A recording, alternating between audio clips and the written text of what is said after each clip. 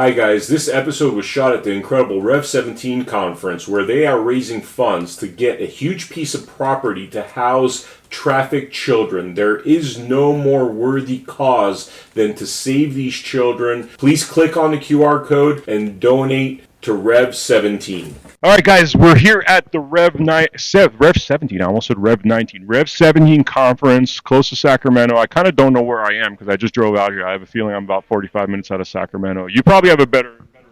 Well, I'm from Northern California. So, yeah, you're right, though, about 45 minutes north of Sacramento. Thank you for confirming where I am. But you're David Serpa, sir. You are running for California governor, and I want to get to know you, bro. Tell me what's going on. Why are you running for California governor? Yeah, and that's a good question because, there's about 37,000 Republicans running for governor right now. And, why am I running? I don't do anything that I don't feel called to do. And I do feel called to do this, to walk this path right now. That's not to say that, I'll be walking down this path forever. But right now, that's what we're doing. There's a lot of different reasons. And you know the long story, which I could give to you if you want me to give it to you. But I would love. I know your story. I would love the viewers to know your story. Okay, so the long and short of it is, I had a lot of people asking me to run for governor since the end of the last election cycle, and I kept telling them, no, I'm not particularly interested in running for office. I don't feel called to do it. I'm not going to do it. And people kept asking. And then what ended up happening was I had a dream that I ran for governor on a Saturday night. I woke up that morning. I said to my wife, I had a dream that I ran for governor last night. And she said, I had a dream that you ran for governor too, but everywhere that we went, people were screaming at us. And we go to church that day, and my pastor says, today we're going to talk about dreams. We're going to talk about the Old Testament. We're going to talk about Joseph and his brothers. And it was a calling, And so I decided to move forward. I started talking to people about running for governor. It was during that time that I found out through the Bianco camp that he was getting ready to launch his campaign for governor. And so my team reached out to Bianco's team about us having a meeting, which we ended up setting up at another Christian conference organized by a friend. And we sat there and we talked for about 2 hours, my team, his wife Denise, and Sheriff Bianco, about what it looks like. And I told him, look, I've got one of three different ways that I could go at this. I could go at this like Trump in 2016. I'm a hammer, everyone's a nail. I could go at this like Vivek Ramaswamy, where I focus on the narrative, I focus on the policies, and if I don't pick up, I'll endorse you and I'll back out.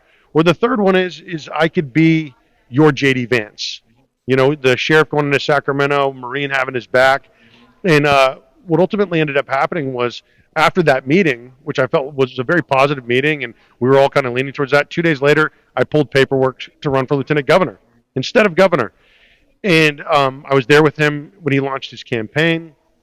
I had several people talking to me about, what are you doing? Why don't you run for governor? And I said, well, I'm backing up the sheriff right now. But what ended up happening was, over the course of the next 9, 10, 11, 12 weeks, we had zero communication. We spoke at the same events together. I would say some good things about him. He wouldn't really mention me, which is fine. It's fine. I understand it. But then I kept saying, hey, well, let's get together next week. Are you free Monday, Tuesday, Wednesday? You free Wednesday, Thursday, Friday? You're trying to establish an alliance with him to work as a team. Well, what I feel like the biggest problem that we have with the Republican Party is we're so fractured. And so, too many chiefs, not enough Indians. Whereas in the Democrat parties, you have a lot of Indians and maybe very few chiefs. It's very few chiefs these days, especially because the DNC is so corrupt that they really stifle a lot of their young talent from moving forward through their process. Somebody said once, it's not a matter of whoever can vote, who wants to vote, just as long as I get to pick the candidates, right?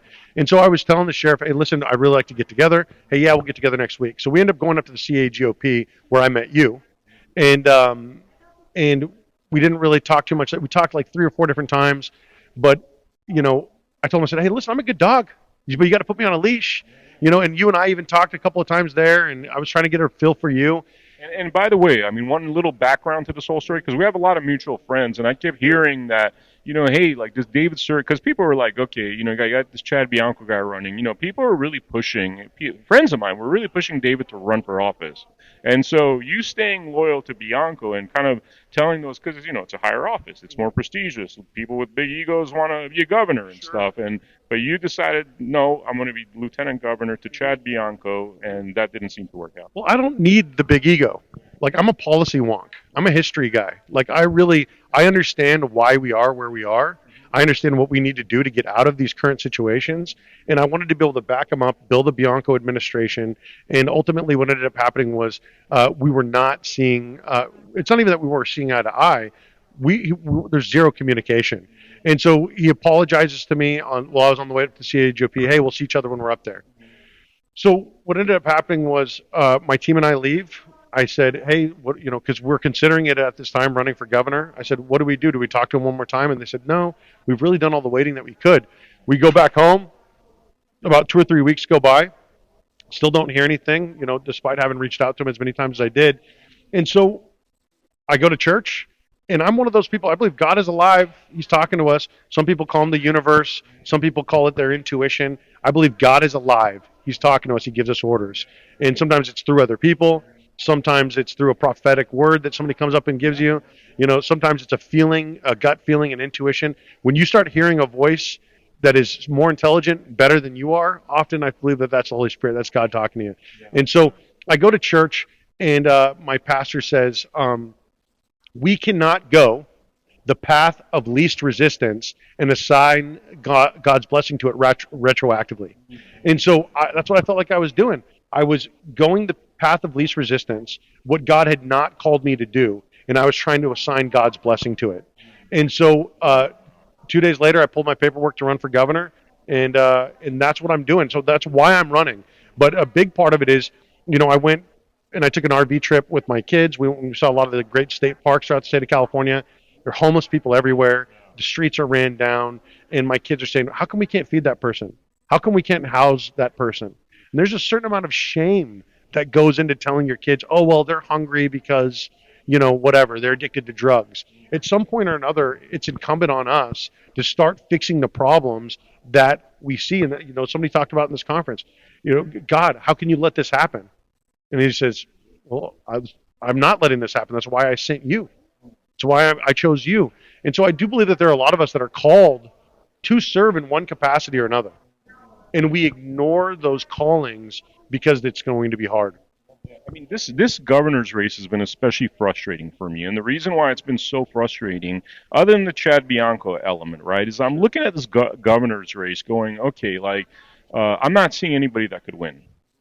I'm just being straight with you. Like, I don't think like Chad Bianco with his sheriff's costume on is appealing to the Democrats. I think he's splitting the MAGA base, so I think he has zero chance, right? Then you have Steve Hilton, who's these are the two frontrunners, who's basically part of the Cameron administration, which is the root of why England is a mess today. So I don't know, unless he's had a complete 180 policy difference, like that stuff up, and people don't even realize it. His main experience in government is working for Prime Minister David Cameron, who was a failed prime minister who oversaw the Brexit vote, didn't think it was going to get there, and then after the Brexit vote happened, he took his ball and he went home. He quit. And furthermore, I'm old enough to remember just a couple of years ago when Republicans did not like Fox News, didn't respect Fox News hosts, and then all of a sudden I go to all these Republican events and there are people lining up to take a picture with the British Fox News host who's getting ready to run for governor, and he just got here. My son, I have 5 kids. My son, the youngest son, turned 6 years old on Monday. He's been an American longer than Steve Hilton. He doesn't have any business, and the British accent isn't going to go well. He doesn't have the command presence that he needs to have as a governor. We need someone to come in and CEO this business. We need somebody to come in and lead. And the biggest problem that I have with the way that some of these, and we could go on further with Steve Hilton, because he's talking about running with Gloria Romero, as his lieutenant governor. She was the head of the Democrats in the Senate for 8 years, 9 years, 10 years. It's basically Hillary Clinton. And we're supposed to all of a sudden have her be the lead of the Republican Party. So his instincts are off. And the biggest issue that Sheriff Bianco has is he has a mentality of only the sheriff can save us. And he's got it all over the shirts. And my mentality about that is one man cannot save us. I got to mention this because I just saw something today that, I mean, yes, there's an emotional element to me and Bianco. So I am biased to a certain level. But he releases this thing today going like, if I become governor, I'm going to address this election fraud issue. And the reason I have such an issue with that is we're at this conference right now where we have some of the best experts on election fraud. These individuals were actually introduced to Bianco at one point. I found that out today. That these individuals, by patriots, were brought into Bianco's world, and Bianco chose not to have them do it. And they were the experts. And then he chose somebody that is one of those people that's going to, be part of the cover-up, right? And he's a sheriff right now. He has all the power in the world to do whatever he wants with election fraud. He doesn't need to be governor. So that, to me, it seems like, why aren't you doing it as sheriff? If you're so against election fraud, we know these machines have questions. You've had, like 6 years you've been a sheriff? There's certain things that he can do, and I feel like he's done a lot of those things in Riverside County as far as, around elections go and whatnot, and I'm certainly not here to stump for him. I've got a lot of respect for Sheriff Bianco, and there are problems that I have. Now, the difficult thing is around election fraud is that's the Secretary of State's job. And so we need a solid Secretary of State. I think Chris Bish would be an amazing Secretary of State. We need a really great controller to go in and audit California, to Doge California. I think Jack Guerrero would be a great controller. And so you start looking at all of these jobs because, just like one man cannot save us all, one man did not destroy California. It wasn't just Governor Newsom. It was Governor Newsom and it was everyone around him. The reason why we have such terrible elections is because of Shirley Weber running the Secretary of State's office. As a veteran, I can't even identify as a veteran on the ballot. That's a problem. And so, do we need to go back to same-day voting, voter ID, only paper ballots? And people are talking about a lot of that. I'm like, we live in the most technologically advanced state in the world. We lead in technology. Why are we not moving back to smoke signals and carving our votes into rock? Because it's counterintuitive. We have something called a blockchain now. We could vote on a blockchain. And so I want to bring California's economy into the future, bring some of the elements of the past that have done right by California, agriculture, film and television, bringing manufacturing back to California, all these different things that California has historically, technology, you know what I mean? Artificial intelligence, AGI, machine learning, we could really lead the way. And not only that, we could test the dollar here. Because with the fourth largest economy in the world, if we were to launch our own coin in California, backed by the fourth largest economy in the world, we could test the dollar. And it's not even that I want to destroy the dollar, but I want our country to stop destabilizing the world and devaluing the dollar because it affects us. Inflation is a hidden tax on the lower and middle class. And so like during COVID, when we were losing $1 billion in wealth a day, a new billionaire was created every day. And so there are people who are looking at the Republican Party. They're legitimately frustrated. You've got one of the 3 richest people in America, Jeff Bezos, Elon Musk, Zuckerberg, own more wealth than the 157 million people in the lower half. And I look at Elon Musk being subsidized $8 million a day, $29 billion for his different programs. SpaceX being evaluated at $380 billion. 90% of their revenue comes from we the people, average people making $37,000 a year. And I think, is that the right guy to go in and audit government spending? I'm not necessarily sure that that's the case. And so I get why people are frustrated. I'm frustrated. I'm disappointed as a whole, not just in California. I'm disappointed in America. I'm disappointed in the Department of Defense. I'm disappointed in the Pentagon. And so we have to be more than anti-war, which I am. I'm a combat veteran. I'm a killer. I'm a machine gunner. It's not enough to be anti-war. We have to be pro something. We have to be pro the creation of our home. And I think that destructive people are often also very creative people. And if you don't give people an outlet to create something beautiful, like create California, they're going to be more concerned about destroying things. And we become a very destructive culture. And so even our politicians, when they get up and they talk in front of people, they're not talking about what they want to build. They're talking about all the problems. They say, oh, this is a problem, that's a problem. There's this going on in the schools, and we need to destroy this, and we need to take on that, and take down this agency. Okay, great. What are you going to build? You know what I mean? I mean, like, we have some of the most beautiful state parks in the world in California. Did you know we spend $1 billion on our state parks? But did you know that we get $7 billion on an ROI every year? Yeah, so there are things that government could spend money on where we would have a massive return on investment. Housing is something that we struggle with, right? And in California, we have the EPA, we have the CEQA, and we have the real estate Gestapo with all their bureaucratic red tape and legislation that makes it very difficult for developers to develop. So one of the things that we could do is get the federal government out of the way. I don't even know why we pay federal income tax, federal taxes at all. What are we getting from the federal government? Not a whole hell of a lot. And we send $324 billion a year out of the state of California to the federal government. By the way, I want to go on this topic here. I was just talking to a gentleman about, like, he lives in California. His ex-wife decided to sexually transition the kid. He has no father's rights whatsoever. He can't see his kids till he's 18. So not only is he paying tax, he's paying for child for payments, alimony, whatever you call it. And he's getting nothing. All he's getting is tyranny in return. He can't even see his kids till 18. And this guy's not a violent guy. He's not a drug addict. It's because of the Me Too family courts, the woke family courts, and they're destroying families. Yeah, well, there's a whole judicial system that has created an industrial complex around law. And so, you've got billions of dollars that get spent in the courts. Anyone who's ever hired a lawyer before can tell you that billing is jacked up. That there's no other business on planet Earth that works the way that these lawyers work or don't work. And they still, what other business out there can you not offer results continuously over and over and over again, but get paid for what you're not doing? So I've got a lot of problem with the justice system. I've got a lot of problem with the jails and the prisons.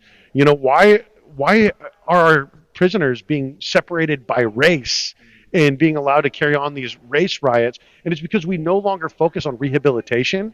We focus on incarceration. We no longer focus on education. And when you don't educate, you incarcerate. And so when people don't have opportunities, a lot of times they become thieves. They become bad people. You know what I mean? Because they don't see the hope within the system. And so if we revitalized education and brought certificate programs, licensing programs back into the schools, voucher programs back into the schools, give parents school choice. A Golden State school choice voucher system, a Golden State child care voucher. Because it's become so expensive to be a parent in California. We're pricing people out of having a family. That's devastating. And so there are things that we could do by investing in water and water infrastructure to go and make our agriculture boom, which brings down the cost of groceries. Stop shutting down oil refineries and start drilling for oil, because we have 600 active oil and gas permits on over 200,000 acres already.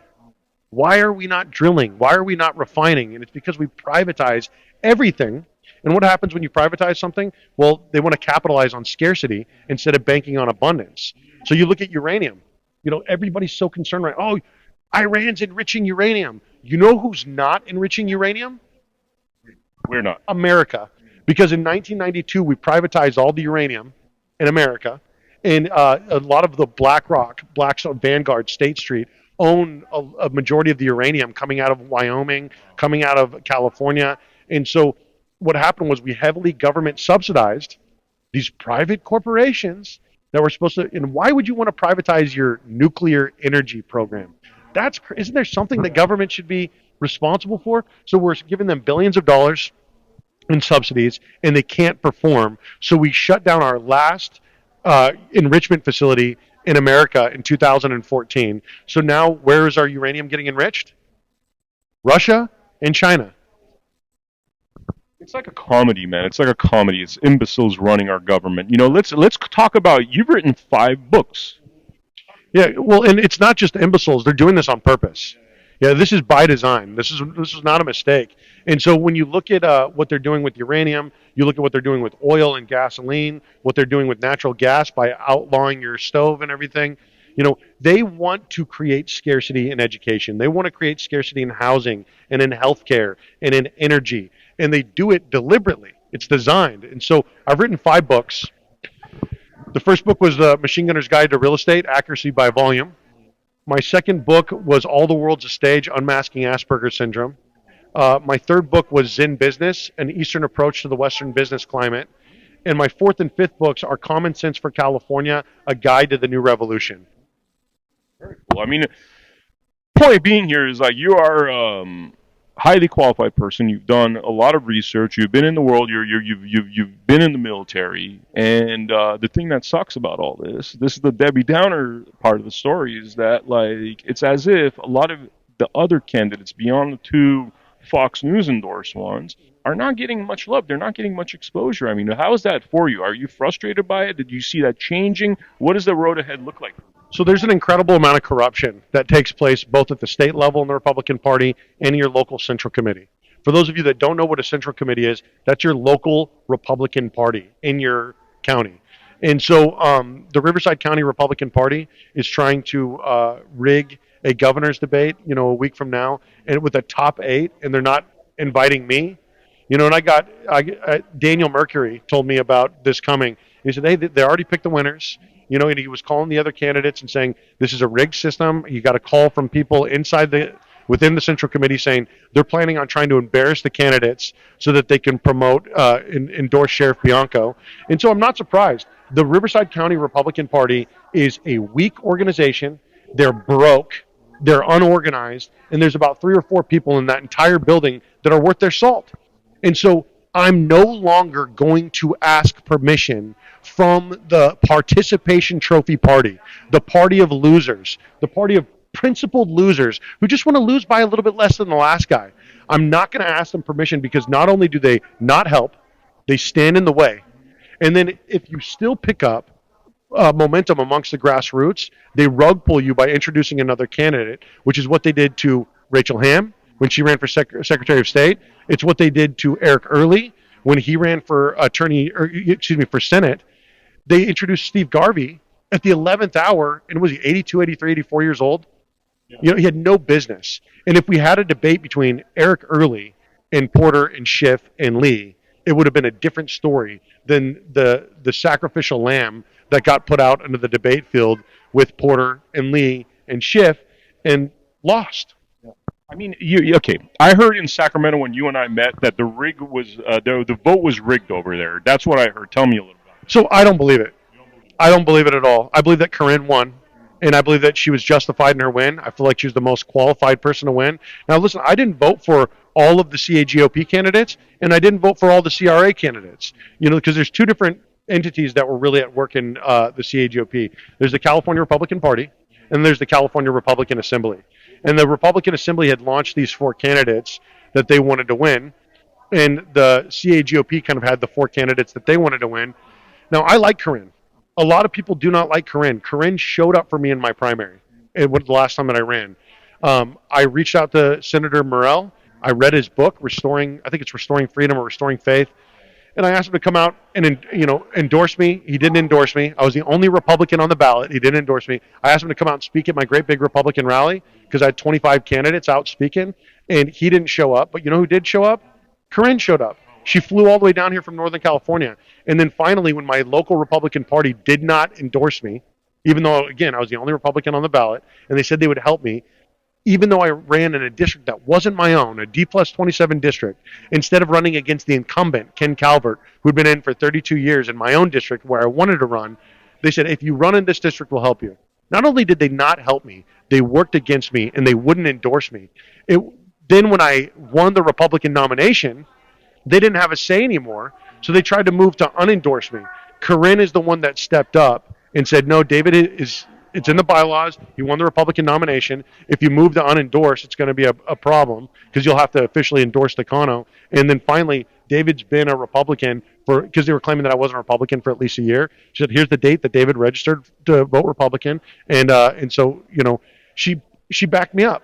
And so I like Corinne. And I'm also, if you're going to gamble on horses, you don't bet on the horse, you bet on the rider. I don't think that Mike had it in his ability to carry the Republican Party where he needed to. I do believe that Corinne did. That being said, I also voted for Jack Guerrero. There's no bones about it. I'm a big Jack Guerrero fan. I want him to run for state controller. And when he went up there, he was holding a sign that said Doge California. Like, yes, audit California. I don't want you to audit the Republican Party, which is a failed organization anyway, audit all of the PPP loans, the lottery money, which was supposed to save our schools, the teachers union, audit the bridge to nowhere. There's so much waste, fraud, and abuse in the state of California that I would love to expose, and I'd love to market, and I'd love to advertise and show people exactly where their money's being spent. And we could do that with, a great Secretary of State, running point by pulling public records and looking for waste, fraud, and abuse, which is what Chris Fish is already doing. There's a reason why Letitia James is in trouble. There's a reason why Adam Schiff is in trouble, and it's because of the paperwork that Chris Fish has been doing. And so, that's what I've been doing, brother. I've been talking to attorney generals, people, attorneys asking to run for attorney general. But it's hard to get an attorney to run for attorney general when they're making $1.5 million, $2 million a year, and you're saying, hey, will you give all that up and make $160,000 a year? And will you, in addition to that, fight with CEQA and the EPA so we can develop?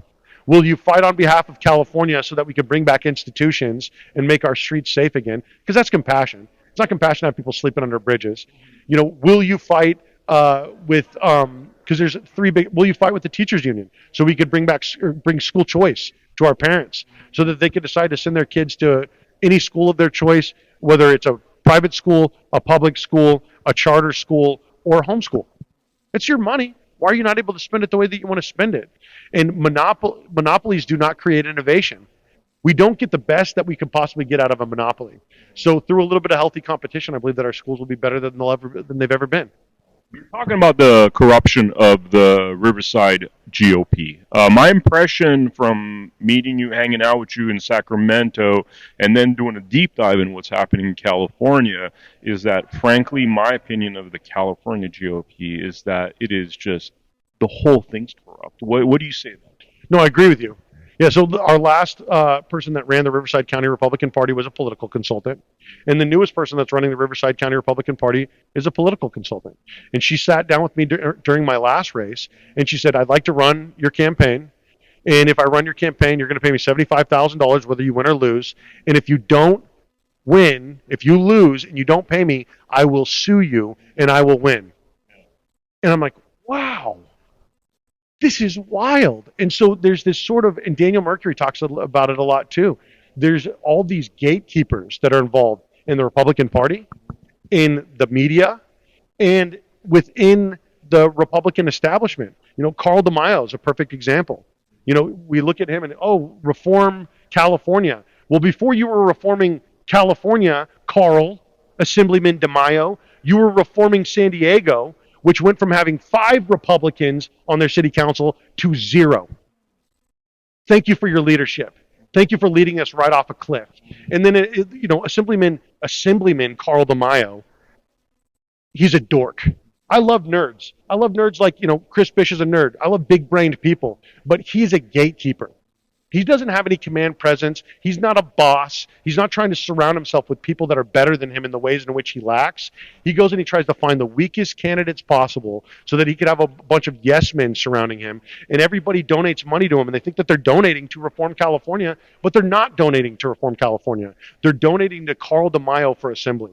And so Carl DeMaio wanted Steve Hilton, his boy, to run for governor, right? And then he knew that I filed for lieutenant governor. And I talked to, because I was watching his show. As difficult as his voice is to listen to, as frustrating of a person as he is to follow, like I was watching. But after a while, I started to see the strings. And I would have people come up to me and say, hey, I want to run for Senate, or I want to run for Congress. But I went up to Carl DeMaio and he said, oh, we've got someone for that seat. We're already running somebody. Instead of saying, well, have you thought about assembly? Or have you thought about city council? Or have you thought about school board? And so I said to Carl DeMaio, I said, hey, I'm running for lieutenant governor. And I know that he knows this because I was watching his show. My name was behind him on the screen that he was reading. And he goes, we still don't have anyone on the Republican side to run for lieutenant governor. And I'm like, okay, yes, you do. It's okay if you don't like me, right? And I'm abrasive and I'm very autistic. So I'm going to tell you the truth, whether you want to hear it or not. I'm going to tell you what I perceive to be the truth. And what I perceive to be the truth is Carl DeMaio is gatekeeping. He decided that he wanted to have Gloria Romero run for lieutenant governor.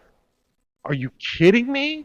This is the best that we have to offer in the state of California for the Republican Party? It almost feels like the whole thing needs a takeover. It feels like all you 8 or 8, 10 guys that have been like pushed to the sidelines by Fox News needs to team up and be like, we're taking this over now. It's ours. Not permission, just like you said. We don't ask permission. It's ours now. Brother, you're 100% right. There's a movement that we're working on right now called the New Founders Movement. And the New Founders Movement is going to bring about a red wedding. Not just into the Republican Party, into the Democratic Party too. Because the system, the way that it is rigged, there are two things that you have to overcome. Heavily gerrymandered districts and the jungle primary, right? So what do you do in a D plus 27 district? Well, a Republican's not going to win. So we need a solid Democrat that's going to go and fight against the person in that district, just like we need a solid Republican to primary the Republicans. The biggest thing that the establishment is afraid of is that we are going to flood the primary. And so what I want to do is through this organization that we're creating, where we put people over parties, is this New Founders Movement. And I've been reaching out to the other gubernatorial candidates, and I've been talking to them about this, because since January, I've been reaching out to people and asking them to run for office. And here we are, what is it, June? Yeah.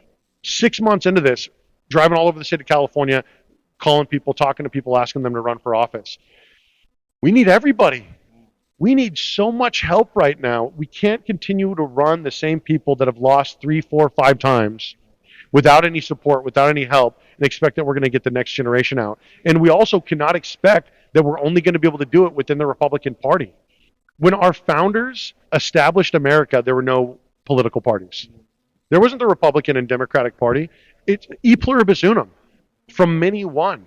And with the Republican Party, we fractured ourselves so much. We're the Hispanic Republicans. We're Republican women. We're Republican veterans. And then because we fracture ourselves so much, then it's like, okay, well, what's important to Republican veterans? Well, what's important to Republican Hispanics? Well, what do we want to stand for as Republican women? And it's like, if we got us all in there, competition creates innovation. And yet here we are, 348 days until the next election, and everyone's like, back up one candidate. And I'm like, that's what the Democratic Party does. Through the Republican Party, we like competition. We like innovation. We like people to spar it out and let the cream rise to the top. If we're not going to do that, what are we doing? And so I don't want the media to pick who we're going to pick, which is Steve Hilton. And I've talked to people. And Chad Bianco, by the way. He both of them are getting pushed by Fox. Correct. And, it's gotten to the point, there's 3 debates that are coming up. There's the debate by VBS, which is going to be a televised debate. There's a debate by the Speaker's Corner, and then there's Kim Yeager's Take Your Power Back debate. So there's 3 scheduled debates. I don't know whether or not Steve Hilton or Bianco are going to show up for either one of them. Now, if I were them, and I was looking at me, I wouldn't want to stand on stage with a 6'2", 250-pound killer. By the way, I think that whole situation with Chad Bianco's team not embracing you and kind of like not returning phone calls and all that stuff. I actually have dude. I saw you guys standing together, bro. He's this little man compared to you, and I think it's literally the simplicity of aesthetics and optics.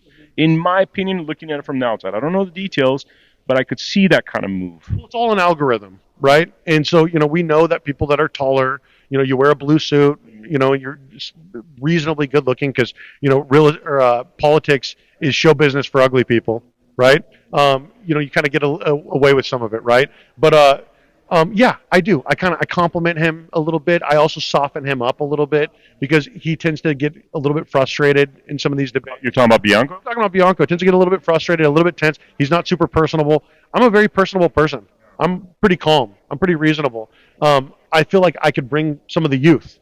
I'm a bit younger than he is. You know what I mean? I've got 5 kids still in the house. You know what I mean? I'm a millennial. And so I feel like there's a lot that could have been accomplished together. And I don't even necessarily think it came from Sheriff Bianco. I think it was his team. I think it was his team that was like, hey, listen, Serpa's a grenade, or he's an IED. You don't want to step on him. Separate yourself from him. Because I think that probably what was happening was he was probably getting a lot of the same advice that I was getting from political consultants, because I had a lot of political consultants calling me, asking, hey, are you going to run? We'd love for you to run. The political or the donor class is really excited about you. I don't know how much of that was true, right? But we could have done a lot together. And I think that he knew that. But he has people that are surrounding him that I think were trying to drive a wedge and telling him, hey, listen, you want to be the only electable Republican, because that's what they were telling me. You want Californians who only vote for Democrats to vote for you. And I tell people, if you do that, you go about it the Schwarzenegger route, where we get a Republican governor and we still have a Democratic executive branch, a Democratic assembly, a Democratic Senate, and nothing's ever really going to get done. So we have to come in like it's a business. And if you're going to come into a business, a lot of times, like they're doing with Doge, you got to fire everybody. And so I want to get rid of everybody in the Senate. I want to get rid of everybody in the Assembly. I want to get rid of everybody in the executive branch. I want to get rid of, if we can, a lot of these people in the Congress, because you cannot drain half of a swamp. You have to come for everybody. And we want to say, oh, well, Pelosi. Well, what about Mitch McConnell? What about Lindsey Graham? What about Ken Calvert? What about these people that have been in there for 20, 30, 35 years and they're not going anywhere? Are they or are they not also part of the problem? It's I don't know how you fix this situation, man, because this is you have a party that's not necessarily even pushing good candidates anymore. They're not pushing pro-Constitution candidates. I know when we had that call or the spaces with you and Daniel Mercury talking, I mean, you guys were talking about the Constitution. You guys were talking about restoring rights that are embedded in our laws, but like none of these guys are talking about it. And when you talk about political consultants running the show, I can tell you I'm a Nevada party member in the Republican Party.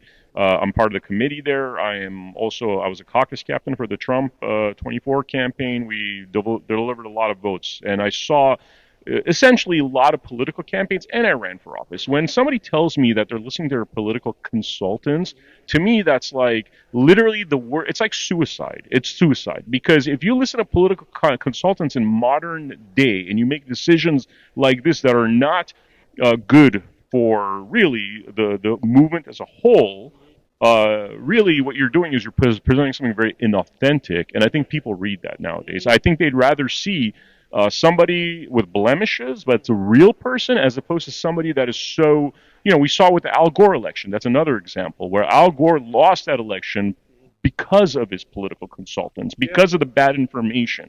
So my point of view is political consultants are the kiss of death. You got to go with your gut, but you tell me. Because, he has the personality of a cardboard box. But, listening to political consultants when he had talking points that would have resonated with the people more if he was his authentic self. Yes. So I agree with you. And so I have a lot of political consultants, and they always tell you the same thing. They say, don't associate yourself with any other candidates, which I'm not going to do. I'm going to associate myself with all the candidates. E pluribus unum, from many one. Why would I be afraid of debate? I know where I stand, but also steel sharpens steel. So, if I disagree with you, I almost want to listen to you more, because I'm going to hear your points. I'm going to hear where you're coming from. I might be wrong, but people are afraid to be wrong, right? It's a slight on their ego. And so if you haven't been humbled before, you will be humbled, right? And so I've been humbled. I know that I'm not the best person for every job. So I want to surround myself with people who are better than me in the ways in which I lack. The political consultants don't want you to do that. They want you to put yourself in an echo chamber, and they say pick 2 or 3 topics, hammer those home, never speak for longer than 5 minutes. Now, you've been in places where I've been speaking before. Whenever I get up, first off, I talk extraordinarily fast because I have a lot that I want to cover. But if I can, I'm going to talk for an hour, and it's going to be an education. I'm not going to talk about 2 or 3 things. I'm not a sniper. It's accuracy by volume. I'm a machine gunner. So I'm going to give you all the information. I'm going to tell you why I stand where I stand, how we got here, how we get out of here, what the problem is, because I believe that the people in front of me are not stupid. And that's what they want me to do. They want me to talk to people like they're stupid. And I'm not going to do it. I respect people too much. I believe that in the audience, we're sick of being talked to like we're stupid. We're sick of being fed culture war bull crap. Nobody wins the culture war. We all lose. Instead of culture war where we're, trans people this and gay people that and, atheists this and yada, yada. Shut up. Focus on good governance. If you focus on good governance, everybody wins. Yeah. It's almost like, frankly, I think our country is so spoiled because we haven't seen truly dark things, and even even when it comes to the news, and they sanitize it. They don't show you the true horrors. And I think that's part of the issue. You go to Mexico, and let's say there's like some kind of shooting or some kind of mob thing. Like, they'll actually, on the front page, you'll see the horrors of what was done. And people their eyes are more open to the evil in this world. But for such a long time, we've been censored from seeing that information. I think that's part of the problem. It's made us really soft as people. It's very comfortable, and when you're comfortable, you become complacent. And so the thing is, we've all got Netflix, and we've all got our phone that we can scroll, and we've got fast food and whatnot. But the thing is, it's like boiling a frog alive. Is it a frog that gets boiled? It's funny. Somebody else said that when I hear like, oh, Chad Bianco or Steve Hilton's like, oh, I'm going to get you CCW permits or whatever, concealed carry. I'm like, that's boiling a frog basically, because you're basically taking my constitutional rights away, but telling me, like, it's like pissing on my face and telling it's raining basically. Not my sister, my wife tried to get a CCW permit, and it was a big hassle. It was a big to-do. She ended up getting denied because they want to know, oh, well, you're handling money. It's like, she's a real estate agent. She's 5'0". She's a tiny person.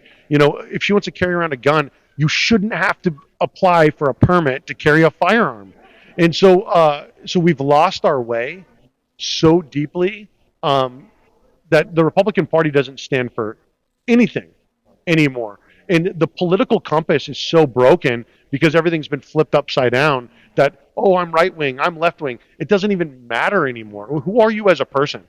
Because I feel like as we shift politically left and right, we shift, Occupy Wall Street. And everybody on the right says, get a bath, you dirty hippie, get a job. But what were they complaining about? Consolidation of wealth within the 1%, the cost of college and tuition, or the cost of housing. Has that gotten worse? Yes, it has. The Tea Party patriots. Hey, we need to get out of everyone's business. We need to focus on our constitutional rights, respect the Fourth Amendment, all these different things. Have those problems gotten better or worse? They've gotten worse. And so I don't care if you're a Bernie bro or you're a MAGA person, the shift left and the shift right, populism has stayed in the middle. There's about 80% of people who never shifted left or right. 80%, dude. This is as you're talking, I'm like, what you're really talking about, you're talking about the 80% part. You're talking about getting rid of that gang warfare where they're constantly keeping us like red versus blue. It's like Crips versus Bloods, as opposed to really 80% of us agree on the same stuff. Elon Musk said something about this, when him and Trump were having a little bit of a falling out. It's the right idea. 80% of us agree 90% of the time. It's not even 80%, it's 90% of the time. And yet all of the things that are so important that have bipartisan approval never get done. Because all they got to do is do something stupid on the left or the right to piss off the people on the other side or piss off their own base. And then everybody's like, oh, well, I'm not showing up to vote next time. It shifts left, it shifts right. Because like President Trump, I want to stomp for Trump. I want to do it, right? I did in the last election cycle. I will as much as we are aligned on a policy level. But my God, I want to see the Department of Defense and the Pentagon get treated by Doge the same way that Medicare and cancer research got treated. So, look at the Department. And you're military. You're military. That's the thing. You've been through it. It's not like you're talking like a peacenik, and you're talking about peace. You're talking about stopping these perpetual wars. I'm a violent dude. And I believe that wars should be fought quickly and violently, right? And so at the end of the day, I look at, the Department of Defense has failed 7 consecutive audits, unable to account for 61% of $3.5 trillion. An audit, obviously those results should have been referred to the Attorney General so that we could prosecute, right? And so we fund 73% of the world's authoritarian dictatorships. We have over 800 foreign military bases.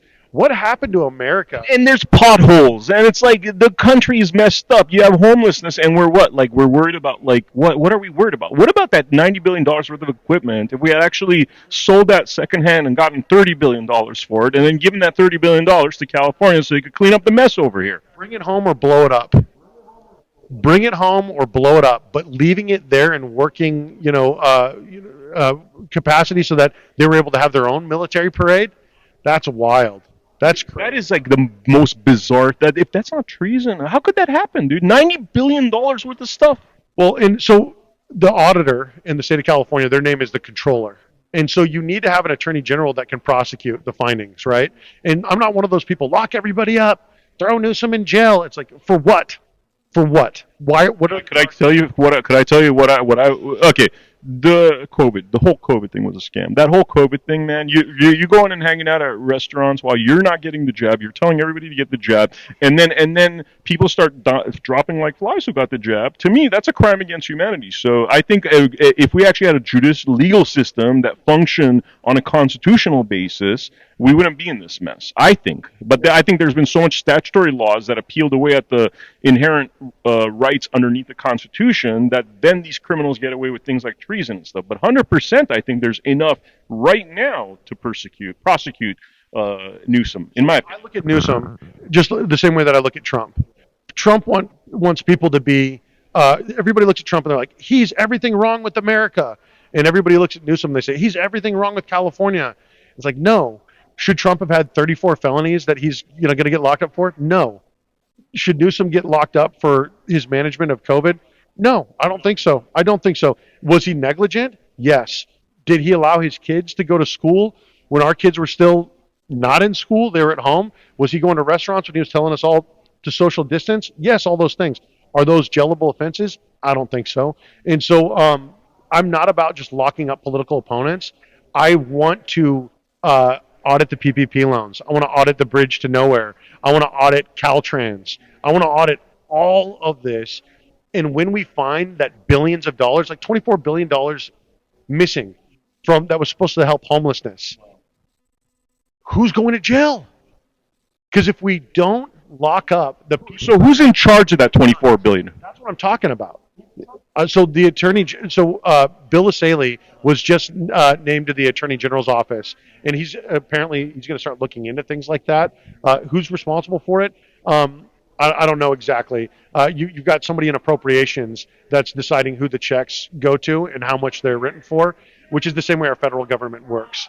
But the treasurer is the Bank of California.